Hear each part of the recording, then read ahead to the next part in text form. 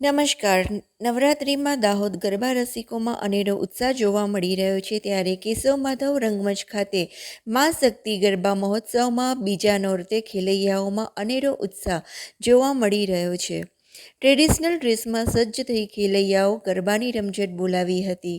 પ્રથમ 3 દિવસ માટે ગ્રુપ ગરબા સ્પર્ધા રાખવામાં આવી છે, જેના ભાગરૂપે આજે બીજા નોરતે અલગ અલગ ગ્રુપ અલગ અલગ થીમ સાથે વેશભૂષામાં સજ્જ થઈને ગરબાના અવનવા સ્ટેપ સાથે ગરબાની રમઝટ બોલાવી હતી.